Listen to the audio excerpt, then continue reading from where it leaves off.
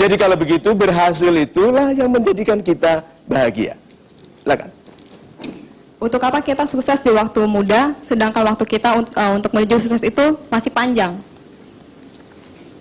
Kalau kita, dengarkan ini ya, yang Anda jadikan batasan dalam pendapat Anda akan menjadi batasan yang sebenarnya. Katakan Anda tidak bisa, Anda akan 100% betul. Tidak bisa.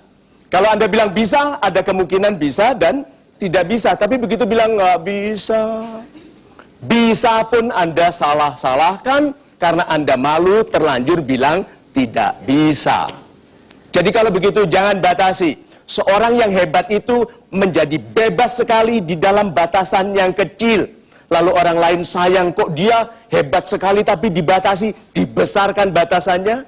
Tujuan kita adalah menjadi yang pribadi yang bebas di dalam batasan supaya batasan kita dilonggarkan.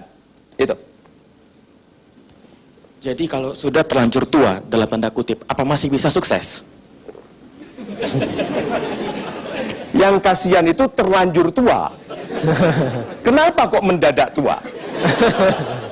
Oh, wajahnya boros. Ya.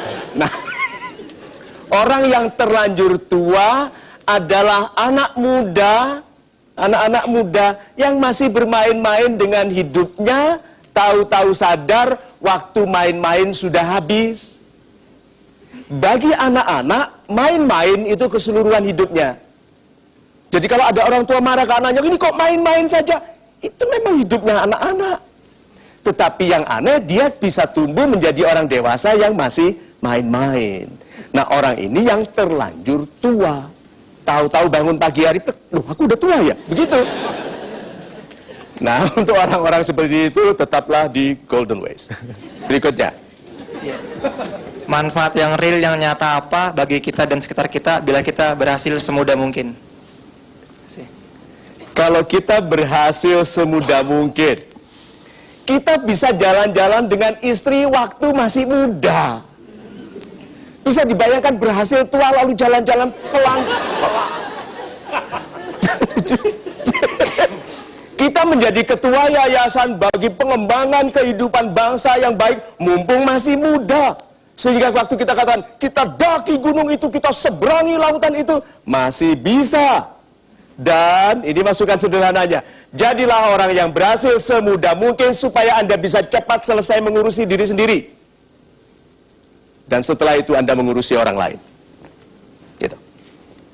Sebenarnya apa sih referensi pemuda sukses? Pemuda sukses. 1, muda. 2, sukses.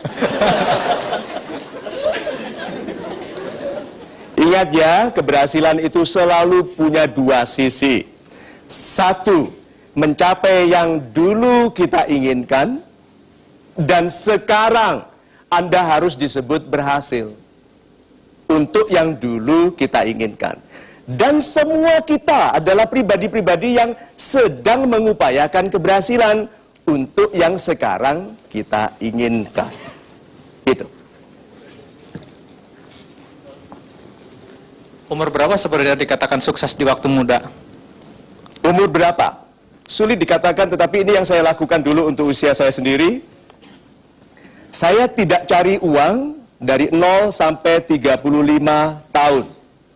Tidak cari uang. Apakah orang yang tidak mencari uang tidak punya uang? Punya. Karena orang tidak cari kan bisa diberi.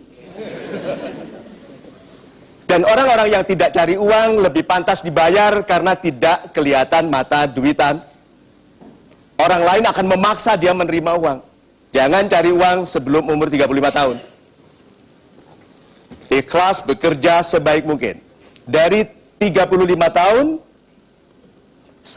sampai umur 40, betul-betul cari. Kalau dibayar kurang, tolak. Satu cara pertama untuk menjadi orang yang dibayar mahal adalah menolak dibayar murah. Terus gak ada yang bayar bagaimana? Ya, ditelan keras-keras itu. Itu adalah resiko dari positioning. Anda memposisikan diri sebagai pribadi yang mahal. Jangan, nggak mau, gitu. tetapi bisa, karena nggak ada yang beli nanti. Jadi bertahaplah menjadi pribadi yang betul-betul menuntut saya harus dibayar sekian. Kalau kita disiplin menjadi pribadi yang tidak cari uang sampai umur 35 dan betul-betul tegas mengenai nilai kita, setelah 40 tahun kita menjadi pribadi yang dicari uang. Orang akan senang ada dalam kehadiran Anda. Orang akan senang mempekerjakan Anda. Super sekali Pak Mario. Tetap saksikan Metro TV karena kami akan segera kembali setelah yang satu ini, tentunya sama-sama di Mario Teguh Golden Ways. Just the two of us. We can make it if we try.